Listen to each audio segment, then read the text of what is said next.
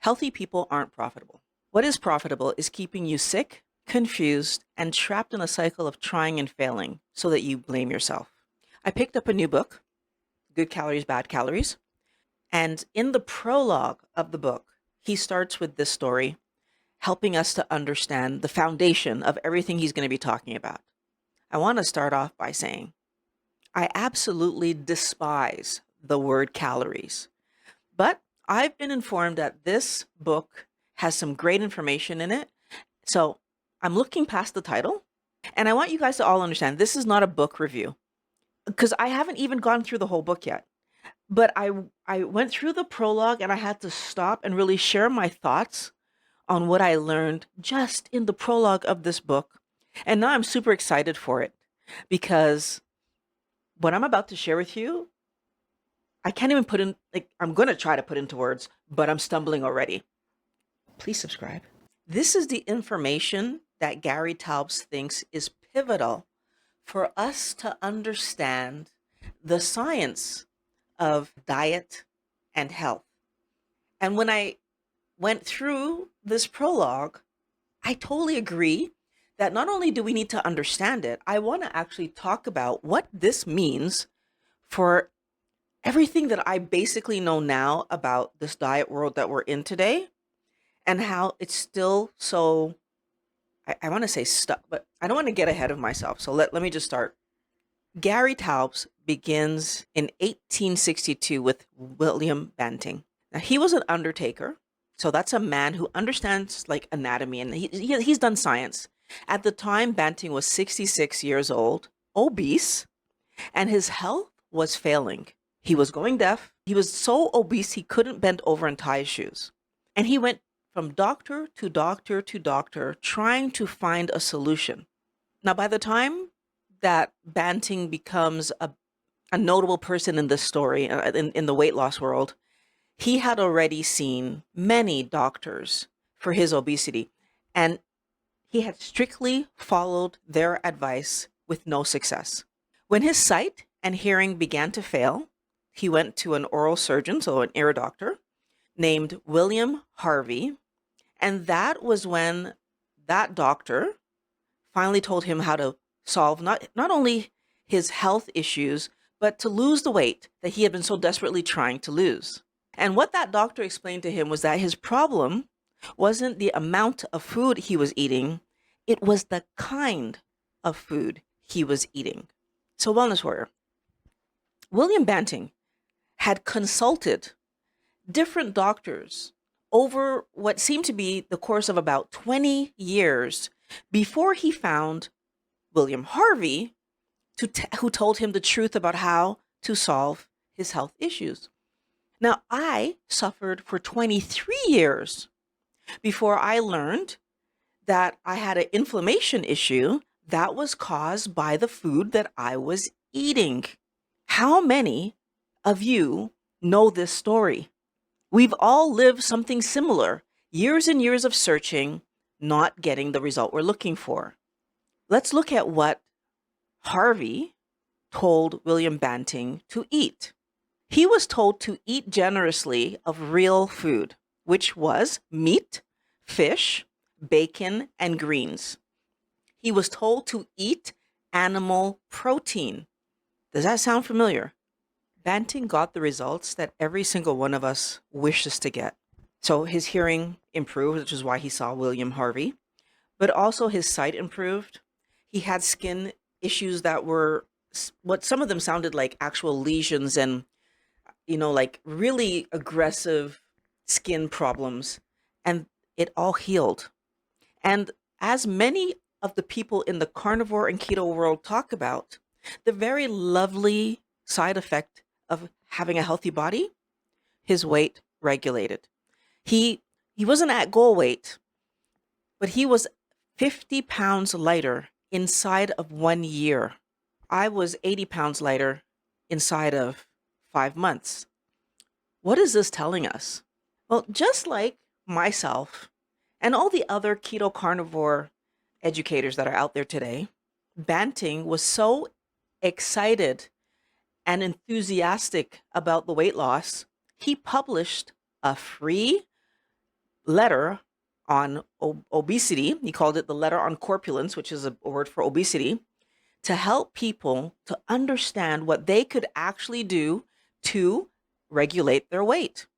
And what did the medical establishment do when Banting started to share this information? They attacked him. They ridiculed him. The medical journals of the day, such as The Lancet, which I think is still around even till today, were insulting him. They told Banting not to meddle with the medical literature ever again, and he should be content to mind his own business. I don't even know where to start, because what would cause a medical publication and all the doctors of their time to be so upset with someone sharing what they figured out that led to their weight loss, especially when the people that were taking his advice were also losing weight? And it seems like the answer is pride. Many of these doctors who were so angry with Banting for sharing this information were also obese. He spoke about it in his letter. He wasn't blaming the doctors for not knowing the answer. And as a matter of fact, he was quite shocked to learn that they did know this information about food that he was talking about. It's part of the reason they were criticizing him for sharing information like it was new that was known. So they weren't hiding the cure, Wellness Warrior, because they clearly weren't even using it on themselves. It's not like they were all healthy and letting the rest of us walk around obese. They were also failing to use the information to benefit themselves, but somehow were attacking Banting because as an undertaker, they didn't see it as his responsibility, or even they didn't think he was privileged enough to be able to share this information with any type of authority. And maybe there's a little bit where they felt that him talking about it and people getting results, maybe that made them feel like failures. I don't know. But that's not what the literature seems to portray. It seemed like they just felt insulted that people were listening to an undertaker rather than follow the directions of their doctors. So how did that lie, that kind of institutional failure, I would call it, from 1862, turn into our sabotage? It starts with the norm, Wellness Warrior. When something is normal, we don't even challenge it.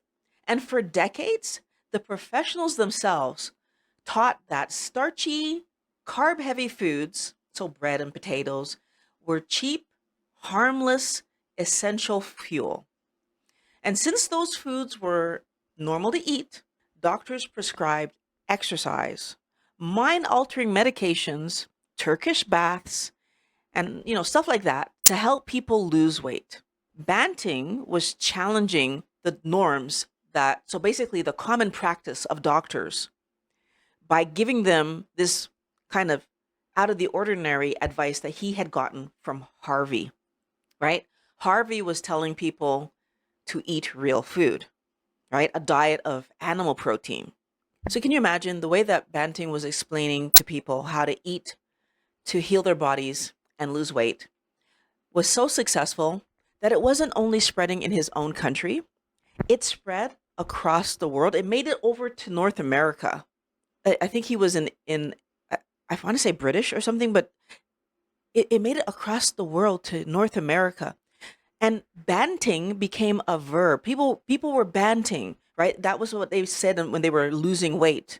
He helped so many people for free do something that they were paying their doctors to try to figure out and not succeeding. This meant that the divide between medical advice and healthy weight, it grew. So, I'm just sitting here thinking to myself, if doctors couldn't tell people how to lose weight, but yet they're mad at Banting for talking about it, the average everyday person who would find out that someone was Banting and losing weight, but know that their doctor told them to run around and do a bunch of exercise or a bunch of stuff that's not working, more people would start to look away from medical to other ways of losing weight. And that's what we see, right? Like, if you think about it, How many of us actually talk to our doctors about weight loss versus nutritionists, dietitians, and other professionals, or even just our friends, right? I'm more interested to know what my friend did to lose weight than I am trying to figure out talking to my doctor about it, because my doctor is going to tell me what I've been told a billion times: eat less, move more. That's how you lose weight, when it doesn't work. I don't want to jump ahead. In the 1940s, people still believed, for the most part, that fruits and vegetables were harmless. And dieting only occurred when you have a weight problem. So people were not looking at fruits and vegetables as problematic at all. As a matter of fact, this harmlessness of, like, it stayed with us even till today. People think that fruits and vegetables cannot cause harm. So this unchallenged idea, this belief, turns into an opportunity for companies. And it's the opportunity of a lifetime, by the way. Can I just point that out? Companies took what happened during the Industrial Revolution, especially in the wartime. They needed to figure out how soldiers could take food out into the battlefields where they don't have any way to keep this stuff healthy for them, like stop it from spoiling. They needed to know how to take food with them and be able to eat it and not poison themselves. So packaging things in tins started to happen, and that allowed soldiers. But when the war was over, that process of packaging foods to be shelf stable became a selling aspect, and it allowed companies to start feeding regular folk like you and me processed plants. So all of these new foods started to come on the market, cornflakes, bread, canned fruits that are in syrups, and all kind of processed foods that can stay on a shelf for months and not spoil. And they were marketed as extremely convenient. These foods weren't seen as odd because plants had been accepted as a normal way to feed a large amount of people, right? If you have a big family, plants help you to, spread that meal out, right? Because you give them less meat, but then you can fill them up with this vegetables and whatever else you put. So the public was already convinced that plants were harmless. And now they were being led down this path that there were benefits to eating plants. One of which being that if we fortify these plants with vitamins and minerals and nutrients, and we talk about the antioxidant and all. So over time, there were these claims being made about plants that made it seem like plants were just as healthy as meat, fish, poultry, and eggs. And now there was this new deliberate lie being pushed on our population. Now, in 1955, President Eisenhower had a heart attack, and that changed things. It started to get people to think about, like, what are we eating? How did this happen? Eisenhower looked healthy. Could it be these new convenient foods that were causing health problems, causing obesity, because obesity was starting to go up at that time? And people were starting to question just how healthy are these processed foods. The public was nervous. The nation was panicking. And, well, they needed a way to explain what was happening. So food companies needed a way to explain what was happening that took the spotlight off of them, right? Their convenience foods were making them a lot of money. And so the companies were in trouble until a scientist who was trying to, well, he was trying to help. He was trying to explain what caused the people's heart issues. And he came up with this idea that saturated fat was a problem for health. And food companies saw that as a great opportunity. They were looking for something to blame, and they originally also came up with this idea of move less, eat more. I learned about that when I read the book from Michael Moss. I'll put the book up on the screen here. Michael Moss explained that companies came together and colluded to create that idea of move more, eat less, move more, to convince us that we were the problem. But then when Ansel Keys came along with this idea that, well, actually saturated fat was raising our cholesterol and causing health problems, companies were really excited about that. And they just grabbed onto that, and they marketed the heck out of this idea. They blamed saturated fat, so meat and butter and eggs, which was, if you recall, what Banting and Harvey were saying was the cure. And it really did take all the eyes away from looking at the carbohydrates that were actually problematic for everyone's health. This was a brilliant ploy, and it shifted the entire world's attention away from their profitable sugar products, and it focused everybody to look at healthy food, real food, as a problem. Now, how do I say that so confidently? There's actually proof about this cover up. First of all, like I said, Michael Moss uncovered that there was actually a meeting between all of the top food producers who typically are in competition with each other. In that meeting, they came together and colluded to figure out this idea that eat less, move more. But we add to that there was the Sugar Research Foundation that secretly paid Harvard scientists to publish a scientific review. This was called Project 226. Project 226 was a fraud. It was a paid for advertisement, you pretty much call it, where scientists were told to manipulate the evidence to downplay all the current evidence that was clearly pointing towards sugar being problematic, and the fact that sugar was pointedly causing our weight to gain and our health to deteriorate. And they shifted all the blame away from sugar onto fat. Now, they knew their products were the problem, so they weren't hesitant to pay people to hide that research. Now, by the 1970s, once everyone was pretty much convinced by their research that fat was the problem, they stepped into the next part of the game, right? Now that sugar was scientifically innocent, they made it irresistible. That's when they hired Howard Moskowitz.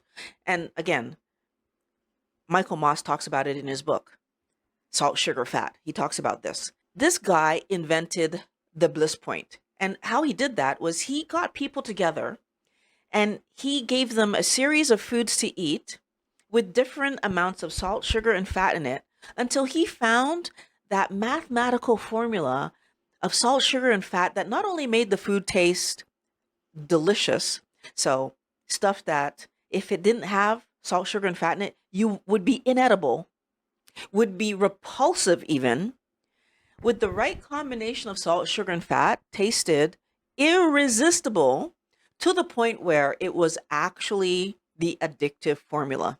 Imagine that they were running experiments to find that addictive formula. Why? Well, it was to hijack our brain's reward system and make us powerless against eating their garbage. Yes, purposefully making sure that once we eat something, we wouldn't be able to stop eating it. So that commercial, once you pop, you, right, was on purpose, Wellness Warrior. Your failure isn't a lack of willpower. You're a human trying to fight a scientific formula that was designed to make you fail. This is why the fruit lie is so brilliant. They've pushed the idea that fruits and vegetables are so extremely healthy because within those fruits, fructose, the sweetest sugar known to humans, waits to excite our brain and addict us. When you diet, they know you're going to try to avoid the obvious junk food. So they use fruit as the Trojan horse, right? We absolutely fall for it. Nature's candy. We just love it, right? Tastes so delicious when you can't have a chocolate bar. Have some kiwi. And then they have us, Wellness Warrior, because our brain lights up and we can't avoid it. The way I want you to think about this is it's as if your liver was a 10-year-old, right? It's their chore to take out the trash. Glucose is lightweight, easy to throw out. That 10-year-old has no problem.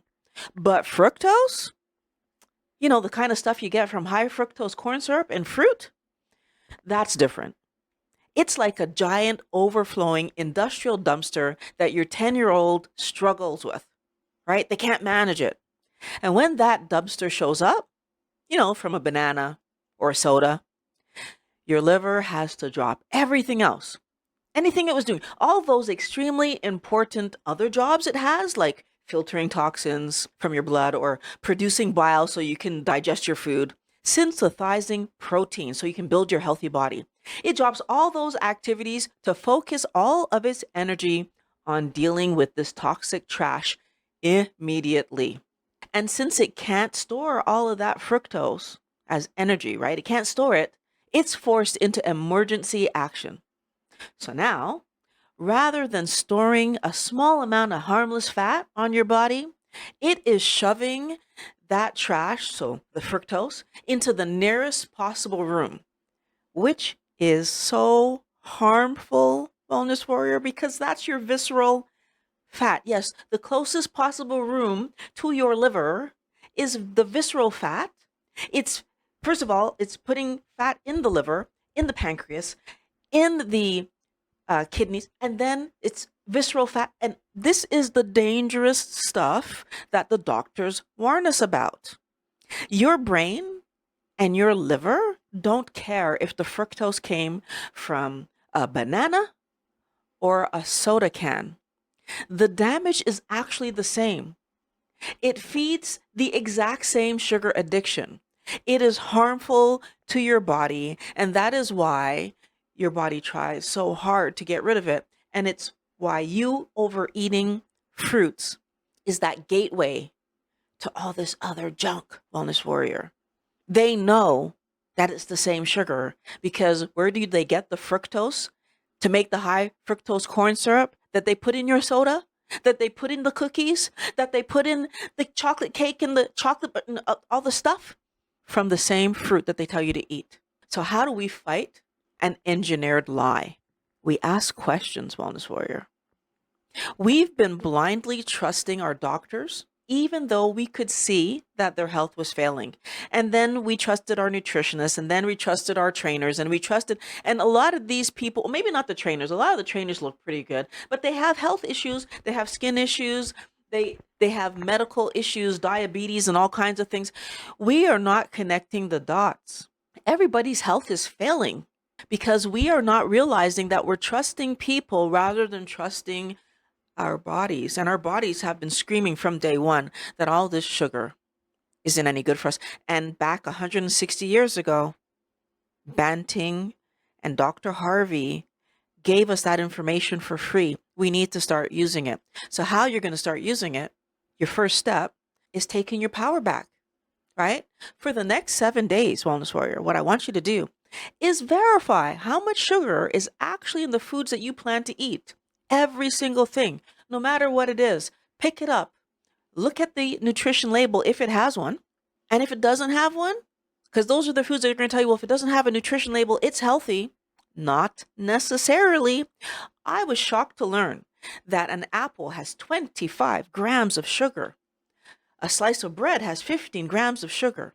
And a cup of rice has 48 grams of sugar. Well, as you can see clearly, breakfast, lunch, and supper, and my snacks, they were all full of sugar. By the time I logged my full day of eating, I learned that I was easily eating 400-ish grams of carbs, anywhere from 350 to 450 in a day, a single day. 454 grams of sugar is a pound of sugar. And the foods that I was eating were giving me the equivalent of about that. You need to look at those nutrition labels. You need to look at the total carbohydrate count, not the sugar count. It's just another way that they trick us. Carbohydrates and sugar are two words for the same stuff. When you see the actual evidence for yourself, so the amount of carbohydrates in the foods you're eating, when you see those numbers for yourself, then you can correctly label all of these foods in your head, right? They are sugar. So when I pick up an apple, I'm picking up sugar. When I pick up my fork full of rice, I'm picking up a fork full of sugar. You need to start labeling these things correctly if you have any hope of changing what's happening in your body. That is the first step. And by doing this for 7 days, I hope by the end of the 7 days that you will correctly, whether it's a package of this stuff or some fruit, label that stuff correctly as sugar. Because when you do that, you will actually be breaking that 160-year-old lie that's been holding you hostage all these years. How is it holding you hostage? It's what triggers you that then gets you to even touch this stuff, make you want to eat this stuff, because the sugar in each of those things is the same as the sugar in the fruit. It's amazing how deep this goes, this lie. For me, that safe food that I clung to for years was oatmeal. I actually thought that that was good for my health and that I was being so responsible and good by giving myself oatmeal instead of eating the Cheerios or it was the same. I didn't realize it, but it was the same. It was just sabotaging me every morning, the roller coaster that my blood sugar would go on, and then I would be hungry, and then I would be fighting with myself, and I would see all the junk food, and I would want the junk food, but no, I'm going to be good. And if I was in a dieting phase, I was going to eat some fruit. If I was not in a dieting phase, you better believe I would have eaten a package of these things because it's a snack, right? And it only has, here's that lie, it only has 220 calories. That's not a lot of calories. But by the way, Wellness Warrior, this one stupid package has 25 grams of carbs. That is more than the total that someone doing a ketogenic diet should have in the entire day. I'm having it in one snack. When I finally realized that was the lie, right? It made me angry, first of all. But I can tell you that today I'm relieved because I actually thought I was the problem. But now I know that it was never my fault. I didn't cause not even one little bit of this. This was orchestrated. This was set up for me to fail from day one. I was never going to do this in a way that didn't harm me. And it's only now that I actually know that to be true because I understand all of this. This baseline of Banting story is important for us all to understand because it helps us understand the through line that gets us to what's happening today. William Banting's story proves that it's not your fault. You were not failing. You were being scientifically sabotaged because 160 years ago, they didn't acknowledge that these foods were problematic. And then fast forward a little bit, they didn't acknowledge that these foods were not innocuous. And then fast forward a little bit more, they didn't acknowledge that they weren't equivalent to animal foods. Fast forward a little bit more, that they actively hired people to hide that these foods were causing health issues. Fast forward a little bit more, that they actively hired someone who could create the situation where every time they produced a food, they could have this secret inside of it that would cause the people who eat it, thinking that this is food, to actually be ingesting an addictive substance that would harm their health moving forward. Because yes, every time I eat these addictive substances, the chemicals in them, oh my God, like the list there of ingredients, Wellness Warrior, the chemicals in that stuff, the excessive amounts of sugar in that stuff, harming my health, ruining my body, keeping me fat, and making my world painful. My body was painful. All of that because they didn't want their pride to be hurt, the doctors, and the companies didn't want to lose their profit. They weren't willing to make a little less money so that people could be healthy. The goal here is not a fairy tale. I want to be clear on that. This is real. You need to understand this stuff that we're talking about is real. To you, you are a number in their spreadsheet. Did everybody purchase who could have purchased? You need to understand that. We need to get free from this trap. We need to end the try and fail cycle for good, right? The yo-yo dieting, the eat less, move more lie that makes our weight rise because you cannot exercise away the carbohydrates that you're eating fast enough, because we eat 400 grams of carbohydrates when our body can only manage 20. What's the multiplier there? I'll put it on the screen. Whatever that multiplier is that I put on the screen here, that is way too much for us to be able to exercise that away. What percentage of too much extra is that? No, your body can't just exercise that away.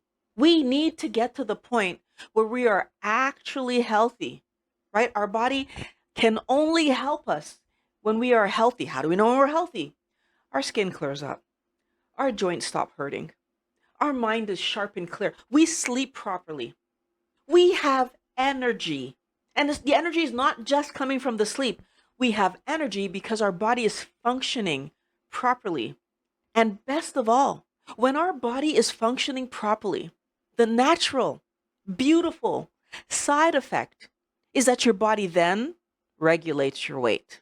You are not overweight because your body doesn't know how to get you to good weight. You are not overweight because you're not exercising enough. You are not overweight because of anything that you're doing except believing the lie that fruits and vegetables and grains and nuts and seeds and all this vegetation matter is as healthy, is as healthy and equal to meat, fish, poultry, and eggs. And way the heck back 160 years ago, Banting told us that. William Harvey told us that. We need to listen to what the people who wanted our good health and were willing to give it to us for free were telling us.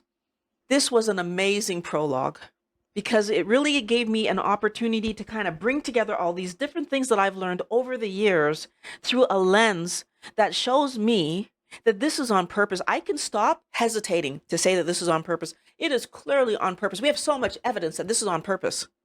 Wellness warrior, you need to understand that it's on purpose, or you will keep believing the influencers who are somehow or other benefiting from you not knowing that it's on purpose. Now, I'm excited for chapter 1. I'm going to put a link for this book in the description. So if you want to read along with me, so we can, when the next video comes out, we can talk about it. And I'm also curious, did you enjoy this video? Do you want me to give my thoughts on each of the chapters? Would you prefer that I wait till something crazy happens and I only make that kind of video?